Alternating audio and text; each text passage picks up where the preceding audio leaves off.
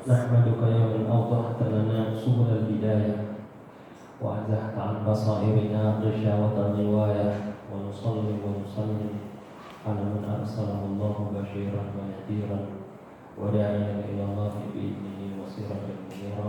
أما بعد, alhamdulillah malam hari ini kita bisa bertemu kembali untuk melanjutkan kajian kitab Bulughul Maram min Adillatil Ahkam karya Al-Hafidz Ibnu Hajar Al-Asqalani yang diwafatkan pada tahun 852 Hijriah. Sekarang 1444, sudah 800 tahun beliau meninggal, tapi namanya masih tetap dikenal sepanjang masa. 600 ya, 600 tahun. Insyaallah malam hari ini babul hassi 'alal khushu'i fis shalah, bab anjuran khusyuk dalam salat. Ya. Yang dimaksud dengan khusyuk di sini adalah sukunul a'dha, diamnya anggota tubuh. Tidak ada gerakan-gerakan yang tidak berkaitan dengan sholat. Kemudian juga mata tertuju ke tempat sujud, hati tertuju kepada bacaan. Kalau yang kita baca, kita tadabburi maknanya. Sama satu lagi, hati tertuju kepada keadaan kita sedang sholat, berdiri. Ya, berdiri kita itu kita pikirkan bahwa kita sedang berdiri di hadapan Allah. Apalagi kalau rukuk, apalagi kalau sujud. Itulah makna khusyuk dalam sholat. Khusyuk itu khudu', artinya tunduk. Jadi walaupun khusyuk itu tidak termasuk dalam rukun sholat, ya, ada tak Pak rukun sholat itu khusyuk? Tidak ada. Rukun sholat itu niat, takbiratul ihram, baca Fatihah, rukuk, i'tidal, sujud, duduk di antara dua sujud, tahiyat terakhir, kemudian sholawat di tahiyat terakhir, kemudian salam sama tumanina. Tidak termasuk khusyuk. Tapi begitu pun khusyuk itu sangat penting di dalam sholat.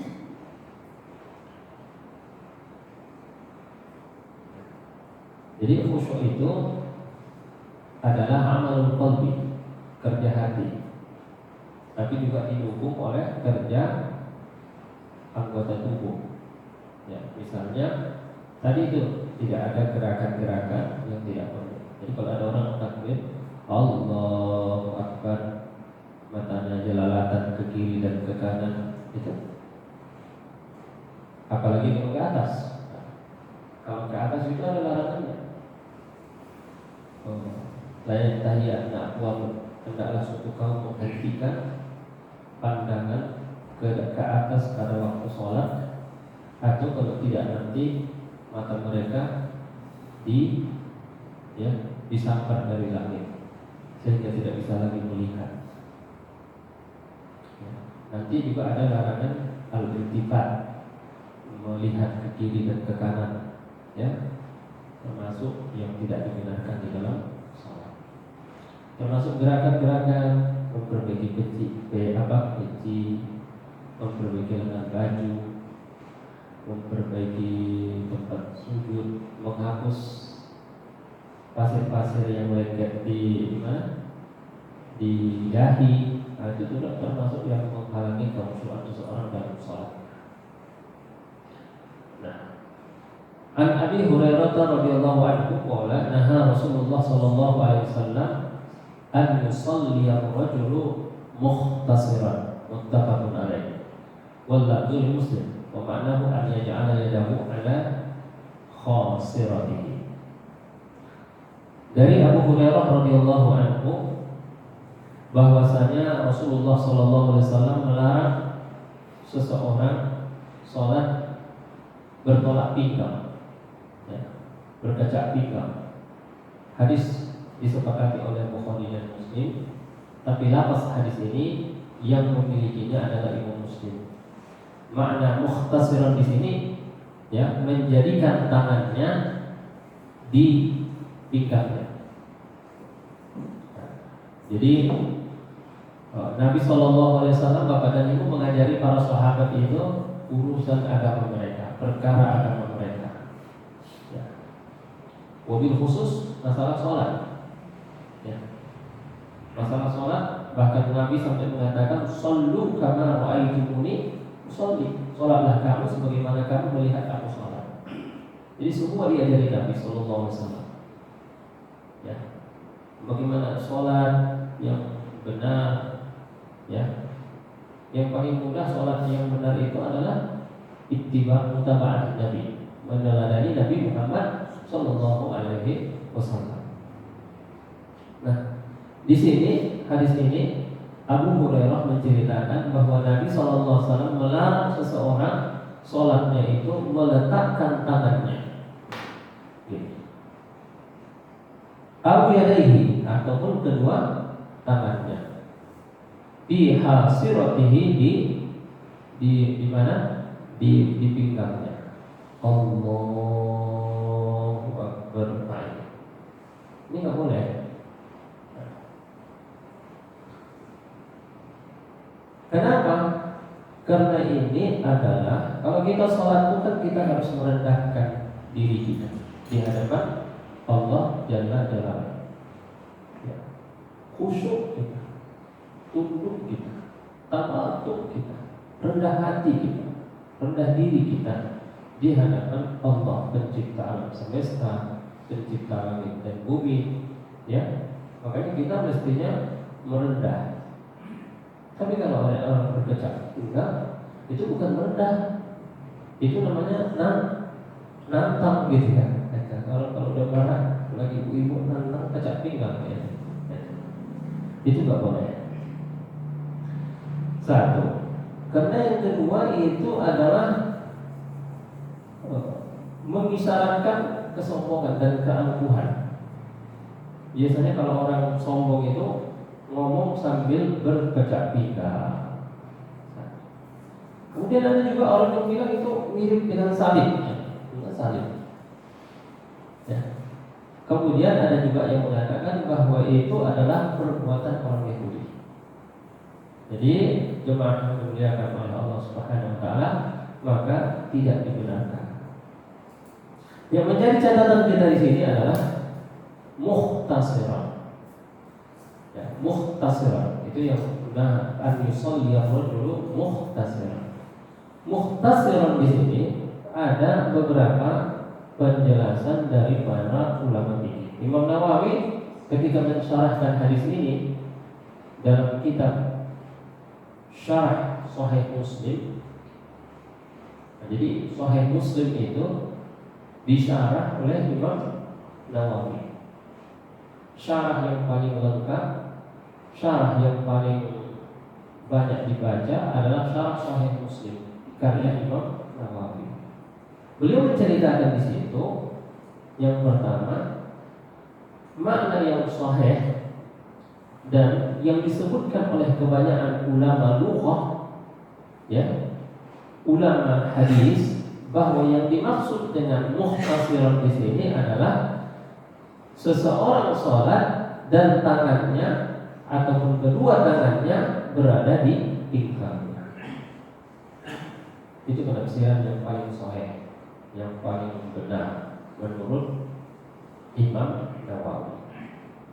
Tapi ada juga yang mengatakan an ya'khudha bi yadihi 'asan yatawakka'u 'alaiha. Ya, dia sholat pakai tongkat, nyandar di tongkat itu. Itu juga namanya muhtasiran, dilarang oleh Nabi. Ada juga orang nyandarnya bukan pakai tongkat, nyandarnya kemana? Ke dinding gitu. Nah, enggak dibenarkan itu, ya, menurut para ulama. Ada juga yang mengatakan muhtasiran ini meringkas. Ikhtasara yakhtasiru ikhtisar, itu ikhtisar, mukhtasar kan ringkasan. Jadi diringkas. Apa diringkas? Ayat. Misalnya waladhdallin amin lakum dinukum waliyadin, katanya Allahu Akbar. Itu meringkas. Atau waladhdallin amin walam yakun lahu kufuwan ahad Allahu Akbar. Ada mengatakan seperti itu. Mukhtasaran, yang bila-bila ikhtasara yakhtasiru ikhtisaran.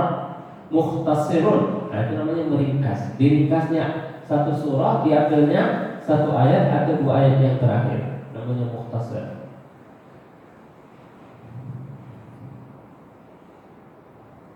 Ada juga yang mengatakan al-yahdid, jadi dia mengurangi. Jadi sholatnya berdirinya nggak sempurna, rukuknya nggak sempurna, sujudnya juga nggak sempurna. Jadi, tapi yang paling sahih dari empat pendapat ini adalah yang pertama yang mengatakan bahwa yang dimaksud dengan mukhtasirun di sini adalah seseorang meletakkan tangannya di pinggangnya ataupun kedua tangannya di pinggangnya. Kenapa tidak boleh? Karena itu bertentangan dengan khusyuk. Khusyuk itu mestinya orang tawadhu, mestinya orang rendah hati, ya, tahu menempatkan diri, tapi justru berkecak pinggang di hadapan Allah Jalla Jalaluhu.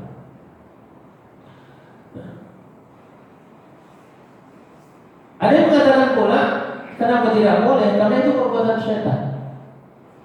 Jadi setan waktu turun dari surga, turun ke bumi, begitu sampai di bumi dia langsung begini turunnya, berkecak pinggang ya. Nah, makanya perbuatan berkecak pinggang itu tidak hanya dalam sholat, di luar sholat pun nggak boleh. Tapi jemaah sekalian, yang perlu kita garis bawahi di sini bahwa masalah berkecak pinggang ini hukumnya nggak sampai haram, hukumnya makruh. Min makruhatis sholat, termasuk yang dimakruhkan dalam sholat, dan tidak sampai membatalkan sholat. Kenapa? Karena membatalkan sholat tidak termasuk berkecak pinggang, ya, meletakkan tangan di pinggang. Nah, jemaah sekalian yang dimuliakan oleh Allah, makanya ulama mengatakan di sini larangan, di sini larangan tanzih, bukan makruh tanzih, bukan makruh tahrim. Apalagi yang kita ambil pelajaran dari hadis ini? Pertama yang kita ambil pelajaran itu adalah wajib, ya, atau paling tidak dianjurkan bagi kita untuk menyelisihi orang kafir, termasuk orang Yahudi dan orang Nasrani. Tidak hanya dalam ibadah, dalam pakaian, dalam gaya hidup, ya, dalam kebiasaan, dalam potongan rambut, ya, apalagi dalam atribut, tambah nggak boleh lagi. Jadi nggak boleh pakai atribut Yahudi, nggak boleh pakai atributnya Nasrani, ya. Kenapa? Kenapa nggak boleh? Karena nanti terjadi penerimaan. Jadi pertama dulu menerima cara berpakaian mereka, menerima cara pangkas, cara potong rambut, gaya potong rambutnya, menerima gaya makan dan minumnya, ya kan? Menerima kebiasaan-kebiasaannya. Lama-lama apa? Menerima agamanya. Makanya Nabi SAW selalu dalam syariat ini menjelaskan bahwa kita harus menyelisihi orang Yahudi dan juga orang Nasrani.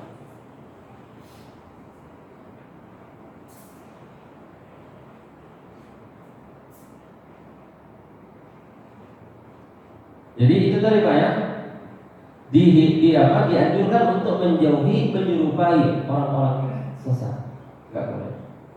Kita ini bukan hanya itu lagi, bangsa ini ya tidak menyelisih, mengagumi ya, yang dari Korea lah, yang dari Amerika lah, yang dari Inggris lah. Jadi nggak boleh kita mengagumi orang-orang yang sesat, ya, orang-orang yang menyimpang. Ya, kita hanya boleh menjadikan para ulama, orang-orang soleh dan orang-orang yang bertakwa sebagai teladan kita dan sebagai orang yang kita contoh dan kita teladani. Kemudian wafil Bukhari an Aisyah radhiyallahu anha anna dzalika fi'lul yahud, bahwa yang demikian itu maksudnya meletakkan tangan di pinggang ataupun kedua tangan di pinggang pada waktu sholat itu adalah perbuatan daripada orang-orang Yahudi. Kita masuk kepada hadis berikutnya, jemaah sekalian yang dimuliakan Allah. Sampai di sini sebelum kita pindah ke hadis berikutnya, apakah ada yang ditanyakan, jemaah sekalian? Ya.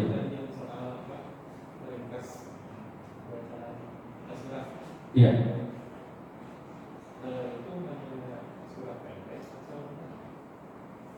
Iya, surat pendek. Kalau maksudnya sangat ringkas ya. Kalau surat, jadi tidak satu cerita. Di bagusnya itu membaca ayat itu minimal satu cerita. Jadi ayat itu Pak Quran itu ada sambung menyambung dia. Tanya nanti kalau kita baca Alif Lam Mim Dzalikal Kitabu La Raiba Fihi Hudan lil Muttaqin Alladzina yu'minuna bil ghaibi wa yuqimuna as-salata wa mimma razaqnahum yunfiqun walladzina yu'minuna bima unzila ilayka wa ma unzila min qablika wa bil akhirati hum yuqinun ulaika 'ala hudan min rabbihim wa ulaika humul muflihun. Ayat sampai situ udah tidak masuk mukhtasir lagi.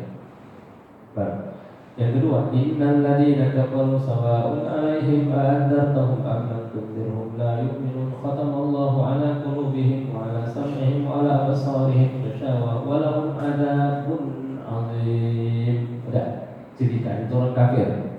Yang panjang ceritanya orang munafik. Ya, hampir 2 halaman kalau cerita orang munafik. Cerita orang yang beriman tadi alladzina yu'minuna bil ghaibi wa yuqimuna shalah 1 halaman pertama aja. Cerita orang kafir 2 ayat, tapi cerita orang munafik panjang sekali di dalam surah Al-Baqarah. Misalnya dia baca ulaika 'alal dhalin amin ulaika 'ala hudan min rabbihim wa ulaika 'ala hudan min rabbihim wa ulaika humul muflihun. Ini namanya mukhtasar. Tapi bagaimanapun, sebagaimana saya jelaskan tadi, bahwa ulama mengatakan makruh di sini makruh tanzih yang tidak sampai membatalkan sholat. Jadi seandainya pun dia baca 1 ayat, ya sah, cuma saja kurang.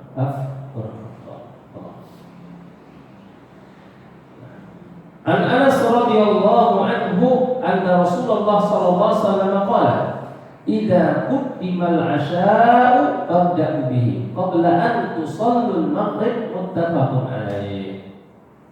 Apabila makan malam telah dihidangkan maka makanlah dahulu sebelum engkau salat maghrib, muttafaqun alaih.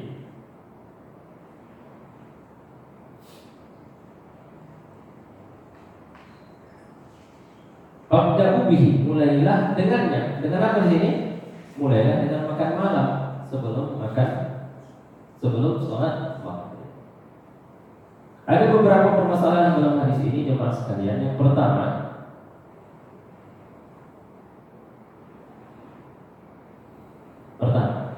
apabila makanan sudah dihidangkan, ya, kemudian orang yang sholat itu memperkirakan kalau dia makan sampai selesai masih sempat, maka yang paling afdal bagi dia, sepakat ahlul ilmi, bahwa makan lebih dahulu. Ya, kan tadi catatannya masih masih sempat sholat. Tapi waktu udah masuk, nggak apa-apa. Ya. Tapi apa itu tidak mendahulukan makan daripada sholat? Memang mendahulukan makan daripada sholat. Tapi ada maksudnya supaya jangan kepikiran makan nanti waktu sholat. Ya. Kalau lagi makan mikirin sholat, nggak apa-apa, ya Pak. Tapi kalau lagi sholat mikirin makan, bahaya. Jadi sudah ada. Tapi makanan sudah dihidangkan. Perkiraannya cukup waktunya cukup waktunya untuk makan dulu, baru nanti setelah makan berangkat untuk sholat. Seperti misalnya ibu-ibu lah yang sudah ada maghrib lagi puasa, ya makanan sudah di depan mata. Makan dulu atau sholat dulu? Makan dulu boleh.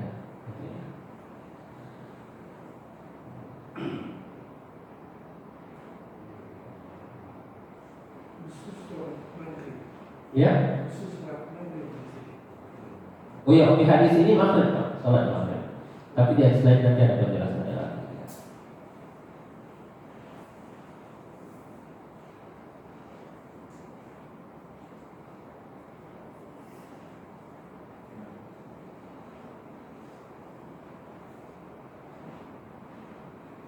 Kemudian jemaah sekalian, masalah yang kedua, sepakat ulama ya, bahwa sholat sah bagi orang yang makanannya sudah dihidangkan,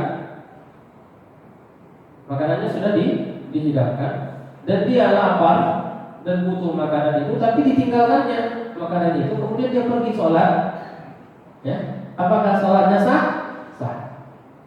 Kalau masalah sahnya sah, ya, itu pernah terjadi bahwa dia melihat bahwa ada seorang sahabat yang melihat Rasulullah Sallallahu Alaihi Wasallam, ya,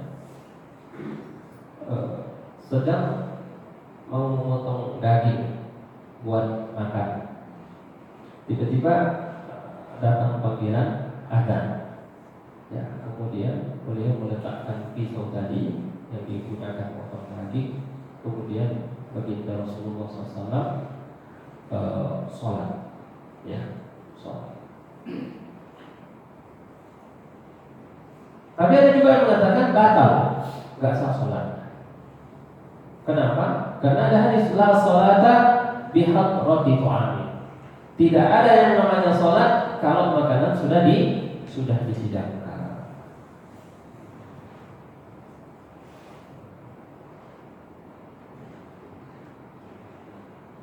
Makanya yang dijadikan patokan oleh ulama bahwa sekelompok sahabat radhiyallahu anhum makanan sudah dihidangkan, tapi mereka tetap aja berangkat sholat.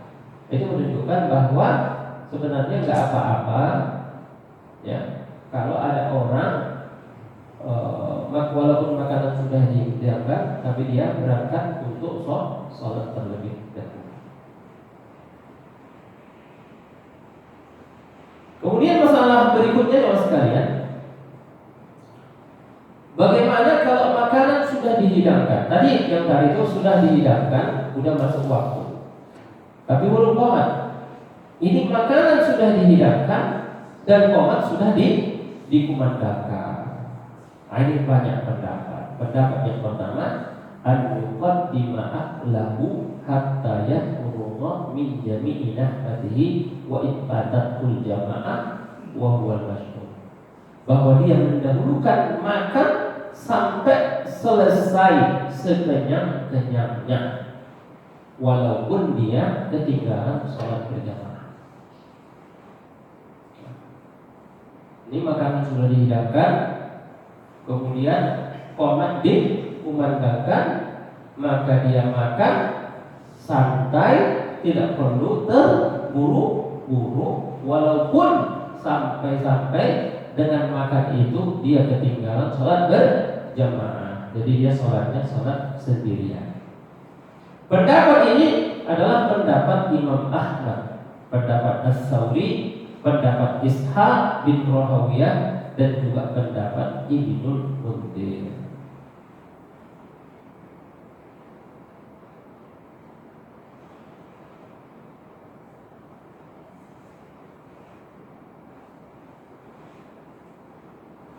Apa alasannya? Alasannya adalah Rasulullah SAW mengarahkan kita untuk memulai makan dulu sebelum sholat. Kenapa? Makanan itu nanti kalau ditinggalkan di situ, ya takut nanti dimakan kucing, ya kan? Ini udah dihidangkan, kemudian orangnya pergi sholat, apalagi ikan goreng, pulang udah habis nanti dimakan. Satu. Yang kedua, makanan itu enak disantap kalau lagi hangat. Kalau pulang sholat disantapnya, udah nggak hangat lagi, udah nggak enak lagi. Nah, sebagian makanan juga mungkin ada yang rusak ketika dibiarkan begitu saja. Dan ternyata bukan hanya hadisnya, itulah yang diamalkan oleh sebahagian sahabat Nabi. Termasuk yang mengamalkan itu Abu Bakar, termasuk lagi Umar, dan termasuk Ibnu Umar.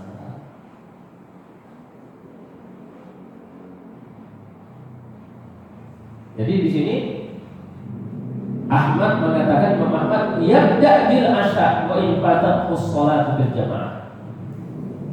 Dia memulai makan malam walaupun sampai ketinggalan sholat berjamaah.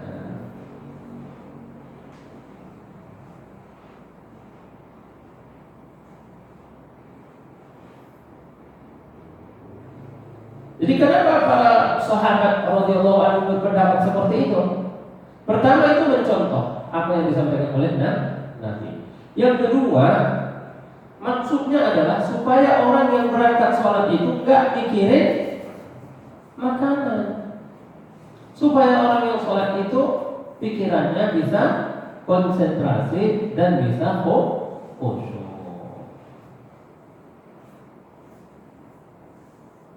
Makanya dari riwayat dari Ibnu Abbas itu, la naqumu ila shalah wa fi anfusina syai'. Kami tidak melaksanakan sholat kalau masih ada pikiran yang lain. Makanya dianjurkan memang datang ke masjid itu lebih awal, supaya pikiran-pikiran dagang, pikiran kerja, pikiran apalagi rumah tangga, pikiran bisnis ditinggal dulu. Ya. Hanya orang kalau takbiratul ihram gitu, Allahu Akbar. Ini ibaratnya niat di sini, Pak. Ya, Allahu Akbar. Pergi dulu. Nah, tapi udah selesai nanti kembali lagi beraktivitas untuk kegiatan-kegiatan amal dan kegiatan-kegiatan kerja.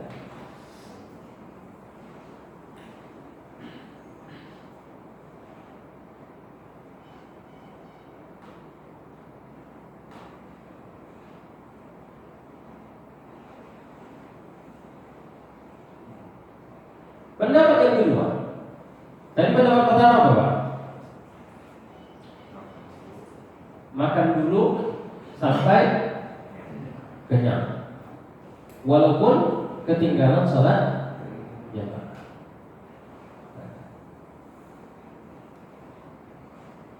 Pendapat yang kedua, kalau dia sangat lapar dan sangat pengen makan, misalnya orang yang puasa seharian nggak makan, ya, di situ ada kolak, ya, ada bubur, ya, ada gorengan, ada macam-macam, ya, maka dia makan dulu. Tapi kalau dia dalam posisi kenyang dan tidak perlu mau makan, ya pada sholat, dimulailah dengan sholat. Jadi ada bedanya, ada yang dibedakan. Dibedakan orang yang butuh makan sama orang yang lagi kenyang. Kalau orang yang sangat lapar dan pengen makan, makan dulu.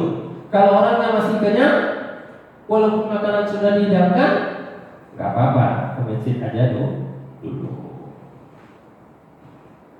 Ternyata pendapat ini pendapat Imam Syafi'i. Dan pendapat lain juga dari Imam Ahmad. Ibnu Hibban membuat judul bi'anna takhalluq an imyanil jama'at inda huduril asya innama yajibu idza kana al-mar'u sha'iman aw taqat nafsuhu ila ta'ami fa'adanahu. Maksudnya apa? Bahwa udzur tidak berangkat ke masjid ya untuk sholat berjamaah apabila seseorang itu puasa ataupun dia sangat lapar, jadi pengen makan, gak apa-apa dimulai dengan makan. Tapi kalau menurut pendapat kedua ini, kalau dia gak lapar-laparan, ya sebaiknya dia berangkat sholat.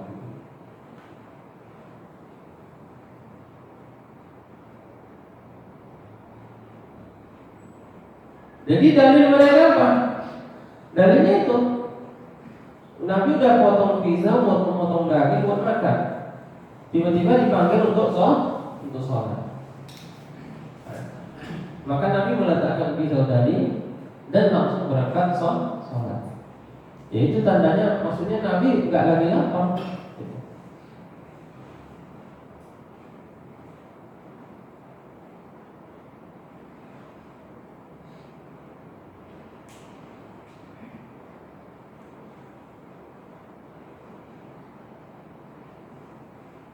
Pendapat yang ketiga,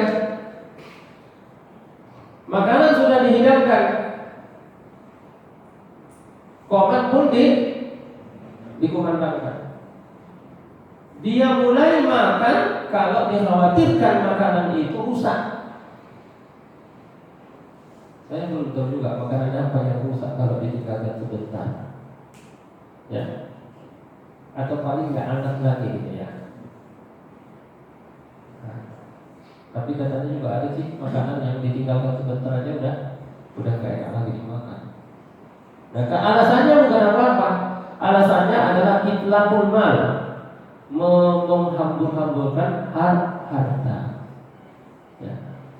Yang lebih tepat mungkin begini. Kalau ditinggalkan makanannya nanti nggak ada yang jaga, takutnya malah dimakan sama hewan.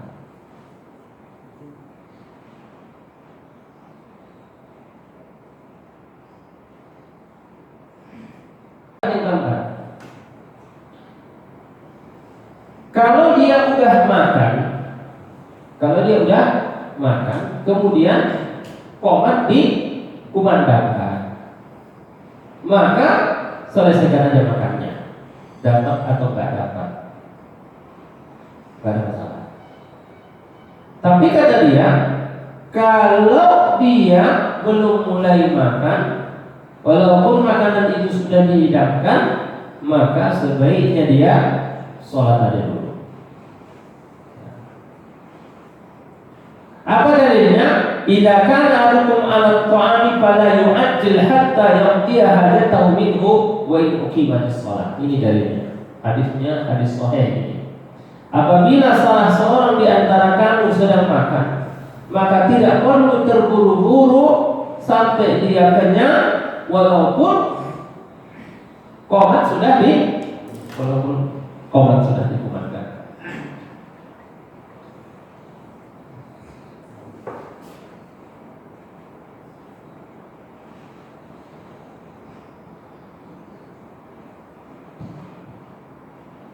Pendapat yang kelima, kebalikan pendapat yang keempat. Pendapat yang kelima, walaupun dia sudah makan atau sedang makan, tapi dia mendengar adzan, maka makannya dihentikan, kemudian berangkat untuk sholat ke masjid.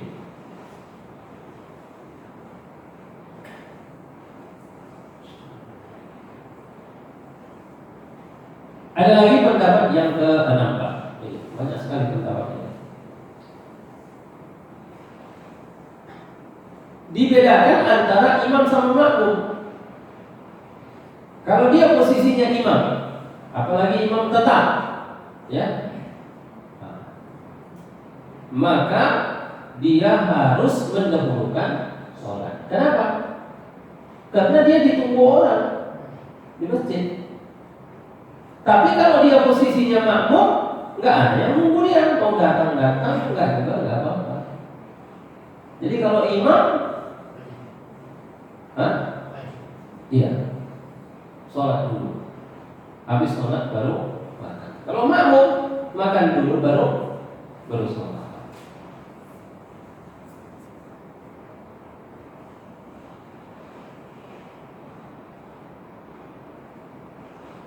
Makanya itu ada hadis Nabi sallallahu lamma adzanahu Bilal kharaja li'annahu imam wa khairuhu amara bil aqli li'annahu makmum. Suatu ketika sedang makan, Nabi ada di tempat itu. Kemudian Bilal ada. Nabi meninggalkan tempat itu untuk berangkat ke masjid. Sementara orang-orang yang sedang makan disuruh untuk tetap makan dan menyelesaikan makannya. Kenapa? Karena posisi mereka makmum, sedangkan Nabi di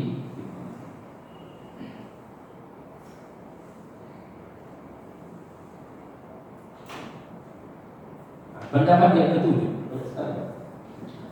Dilihat durasi makannya di mana. Kalau durasi makannya pendek, makan dulu. Tapi kalau durasi makannya panjang, sholat dulu.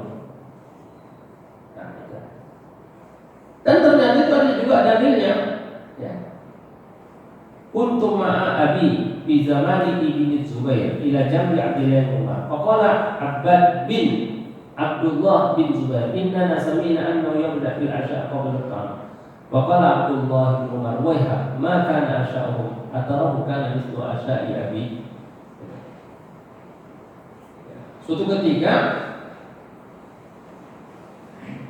Abdullah bin Ubaid bercerita kepada seorang sahabat. Saya dengar ada hadis mengatakan kalau makanan dihidangkan maka dimulailah dengan makan. Terus dibilang, kau pikir sama makannya sahabat dengan makan ayahmu? Makannya sahabat itu sebentar. Sementara makan orang sekarang itu lama. Jadi jemaah sekalian yang dirahmati Allah Subhanahu wa taala, dari beberapa penjelasan ini dapat kita sampaikan waswab Allah Muhammad Syafi'i wa riwayatu an-Ahmad. Dari pendapat yang banyak ini, yang paling sahih adalah pendapat Imam Syafi'i sama pendapatnya Imam Ahmad. Ukurannya apa? Tauqan. Lagi apa? Pengen banget mau makan. Ya, sementara makanan sudah dihidangkan, maka makan dulu. Tapi kalau makanan pun sudah dihidangkan, tapi dia tidak lapar dan tidak sedang puasa, maka sebaiknya berangkat saja ke masjid. Dan itu pun ada syarat. Syaratnya jangan jadi kebiasaan. Gak boleh jadi kebiasaan. Kalau sesekali ya, tapi setiap hari ya, begitu mau qomat dihidangkan makanan, begitu mau qomat dihidangkan. Karena begini Pak, sholat berjamaah ini sebagian ulama mengatakan wajib. Ya, kebanyakan banyak ulama mengatakan wajib. Walaupun dalam mazhab Syafi'i sholat berjamaah itu hukumnya sunnah. Apa yang menyebabkan dia sunnah? Sholatul jamaah afdalu katanya. Sholat berjamaah lebih afdal. Berarti kalau tidak sholat berjamaah sah nggak? Sah, cuma kurang afdal. Berarti boleh nggak sholat berjamaah? Boleh nggak kita sholatnya di rumah? Boleh. Itu pegangan orang Syafi'i. Lalu pegangan Hambali yang mengatakan wajib. Pada suatu ketika Nabi mau mengimami sholat. Dia lihat orang pada sedikit gitu. Kata Nabi SAW, ya, saya itu pengen saya suruh salah seorang dari kamu di sini jadi imam, kemudian saya pergi mencari orang-orang yang nggak sholat, saya mau bakar rumah mereka. Ya, saya mau bakar rumah mereka. Termasuk juga adalah kisah Abdullah bin Maktum. Ya, dia buta. Ya, ketika dia bertanya, apakah saya wajib untuk sholat ke masjid? Ya, kata Nabi SAW, asami dan tidak. Kau dengar azan enggak? Ya, dengar azan enggak? Katanya dengar. Kalau dengar maka wajib.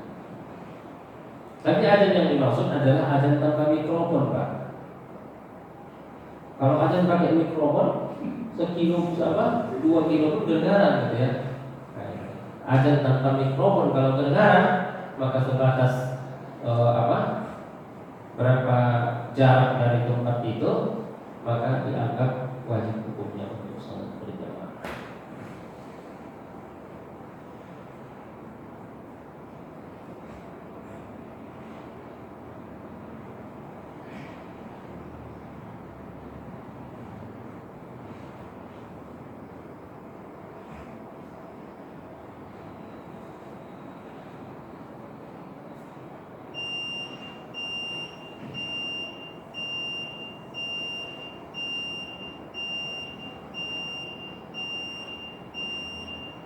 Ini hadis yang satu lagi.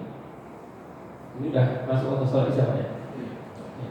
Mungkin kita cukupkan aja. Insyaallah ini kita bahas pada pekan yang datang. Idza qama ahadukum bis shalah, apabila salah seorang kamu sudah selesai sholat, fala yamsahil asar, maka jangan dia mengusap pasir debu yang singgah di dahinya.